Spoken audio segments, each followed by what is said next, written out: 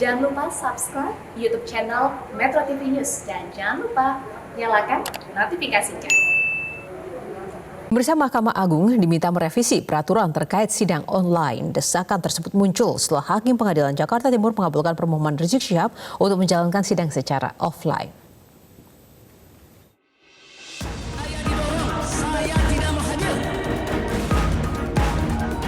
Putusan Hakim Pengadilan Negeri Jakarta Timur yang mengabulkan permohonan Rizik Syihab, terdakwa kasus kerumunan di Petamburan dan Megamendung, untuk menjalani sidang offline atau langsung, mendorong lahirnya wacana baru proses peradilan di tengah pandemi.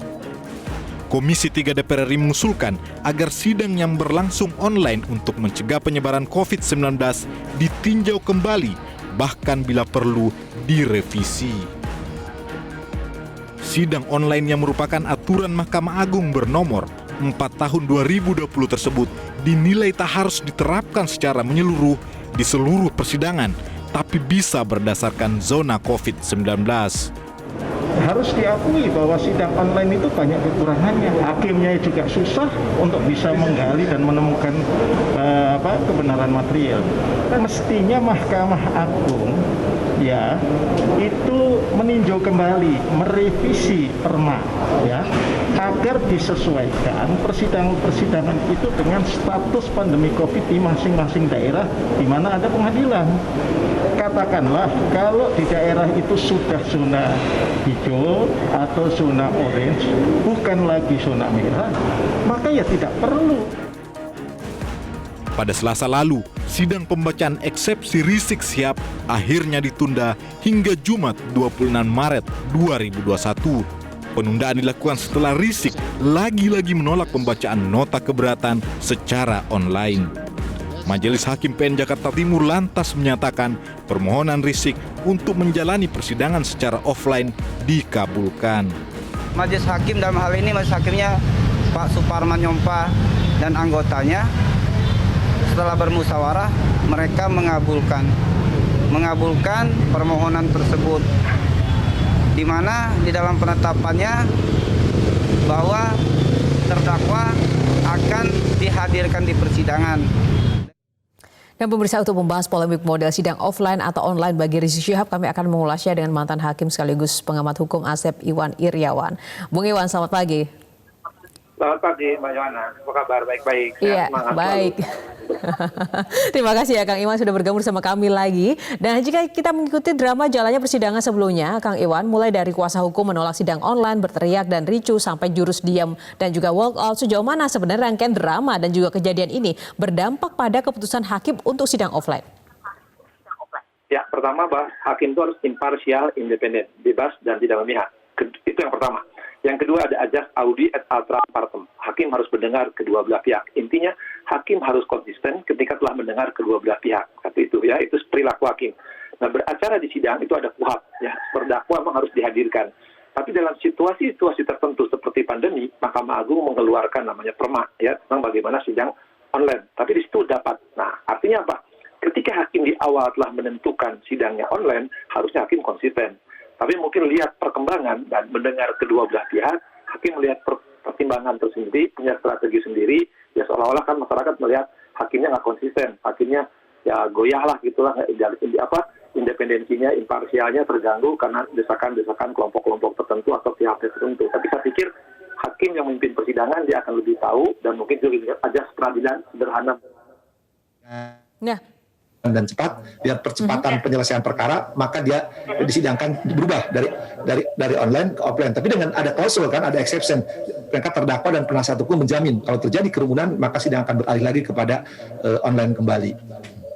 Oke, nah online offline ini seperti apa sih kemudian jaminan keamanan untuk kelancaran sidang itu, dan apakah memang alasan gangguan kendala teknis ini juga jika dilakukan secara virtual apa cukup kuat sebenarnya untuk menjadi dasar begitu? Ya, nah adanya Perma nomor 4 karena dikhawatirkan kerumunan, karena mengikuti kan perkembangan. Sebenarnya kan kalau lihat kerumunan tuh dilarang kan. Nah, tapi karena persidangan ini di tiap daerah berbeda, maka Mahkamah Agung mengeluarkan kata dapat. Jadi tergantung wilayahnya dan tergantung kebijakan masing-masing majelis. Tapi faktanya di persidangan umumnya menggunakan online. Ya beberapa pidana-pidana tertentu itu mereka dari LP, dari tahanan kepolisian. Karena dikhawatirkan tadi pengunjung, apalagi sekarang yang menyangkut terdakwa ini kan dikhawatirkan terbukti kemarin sidang online juga banyak pengunjungnya sehingga keamanan juga banyak juga. Nah ini yang dikhawatirkan. Tapi karena ada jaminan dari terdakwa atau penasihat hukum, saya pikir kita ikutin. Konsisten nggak terdakwa penasihat hukum? Saya pikir hakim juga harus berani nanti kelak. Tapi kalau memang offline online kayak kita belanja di dunia e-commerce sebenarnya. Oke, nah jaminan dari kuasa hukum itu tadi menurut Anda juga bisa menjadi dasar, tapi sejauh mana ini mengikat? Ya, ini kan hakim yang persidangan karena di penetapan jelas penetapan penggantian dari online ke offline itu disebutin apabila itu di poin berapa saya lupa ya, bahwa apabila terjadi kerumunan yang tidak bisa dikendalikan dan tidak ada jaminan, maka sidang akan ditinjau kembali, artinya bisa kembali ke online. Nah itu yang penting. Yang lebih penting lagi sebenarnya gini, sidang online ini kan sudah dari dulu sudah sidang telekonferensi. Jadi dari 20-an tahun lalu juga sudah dikenal sidang telekonferensi, istilahnya sekarang kan e-court atau cyber court. Itu masalahnya sekarang yang kita khawatirkan dalam situasi pandemi begini, dikhawatirkan para pendukung, para pengunjung tadi membuat hal-hal yang tidak diinginkan, terutama misalkan kerumunan yang akan menimbulkan klaster baru. Nah itu pertimbangan hakim. Saya pikir memang itu hakim harus wise, harus bijak di situ. Kalau nggak bijak, saya pikir kita khawatir juga ada ulah-ulah pihak tertentu yang akan menghambat jalannya persidangan. Gitu. Tapi percayalah, saya yakin persis hakim setingkat Jakarta persis majelisnya ini hakim Jakarta yang punya pengalaman, mereka punya strategi tertentu. Jadi hati-hati ketika lihat hakim membuat kebijakan yang berubah, itu ada strategi, ada taktik tertentu bagaimana untuk menentukan kelak persidangan ini. Baik, secara teknis itu memang juga wewenang hakim ya. Tapi sebenarnya dengan pola persidangan on-off ini menurut Anda wajar nggak sih sebenarnya? Apa resiko-resiko yang mungkin bisa ditimbulkan? Ya, kalau lihat aturan sekarang bahwa setelah pandemi, ya harusnya kan online. Toh online kan yang penting tidak menghilangkan hak substansi terdakwa atau penasihat hukum atau pihak lainnya. Itu yang penting. Jadi hak misalkan terdakwa mengajukan eksepsi, keberatan, pembelaan, menyangkal saksi, atau penuntut umum menyampaikan dakwaan, tuntutan. Dan itu yang penting. Itu hanya bedanya di ruang nyata, di ruang maya. Itu yang penting. Nah sekarang ketika ada perubahan dari dunia maya ke dunia nyata atau dunia nyata ke dunia maya, nah yang kita dikhawatirkan sekali lagi ya, nah berubah-ubah sikap itu kan harusnya hakim memberi penjelasan bahwa dengan sidang dunia maya juga tidak menjamin kehilangan hak-hak para pihak baik terdakwa atau penasihat hukum maupun penuntut umum. Itu yang penting. Tapi mungkin karena dikhawatirkan tidak puas tadi kemarin kejadian ada jaringan kemudian terputus, sinyal masalah perangkat lunak, perangkat kelas kan di dunia teknologi terhambat. Nah mungkin akhirnya hakim udahlah daripada memang nanti terhambat, teriak-teriak, kemudian dan sebagainya, ya sudahlah sidang dihadirkan secara offline. Tapi ketika offline, nah tadi jaminan tadi yang penting gitu kan. Tapi sekali lagi, kalau jaminan disalahgunakan, nah siapa yang konsisten dan siapa yang tidak konsisten nanti.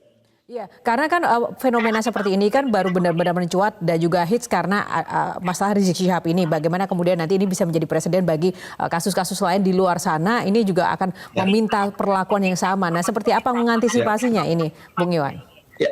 Ya gini, sekali lagi ya kan hakim menyidangkan offline online itu Mahkamah Agung nggak beri aturannya, tidak wajib dapat. Makanya di beberapa pengadilan itu, jadi jangan katakan loh di sini online, di sini offline. Tidak, yang menentukan itu adalah hakim yang menentukan situasinya.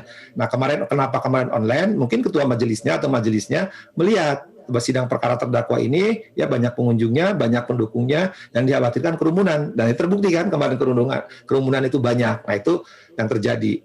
Ada beberapa sidang yang offline, beberapa yang tokoh-tokoh besar, ya mungkin karena pengunjungnya nggak banyak, jadi sehingga tidak dikhawatirkan kerumunan, tidak ada masalah. Jadi di beberapa pengadilan itu tidak semua sama, ya ada offline, online. Tapi kalau data bisa dilihat sekali lagi, sidang yang terbanyak sedang pandemi ini adalah online. Coba aja cek ya, terutama sekali lagi kan di depan sidang, di depan hukum adalah sama. Ketika terdakwa pencurian, terdakwa perkara-perkara lain, itu lebih banyak online daripada offline karena khawatir tadi. Maka silakan baik terdakwanya dari LP maupun terdakwanya dari kepolisian. Jadi tidak ada keharusan misalkan bahwa harus offline. Tapi kalau nanti menimbulkan bahaya tadi undang-undang yang mengatur wabah menular atau ini kan perkara kerumunan juga, jangan menimbulkan kerumunan baru dong. Baik, Kang Asep Iwan Iryawan, terima kasih untuk ulasannya bersama Mitra Pagi Prime Time.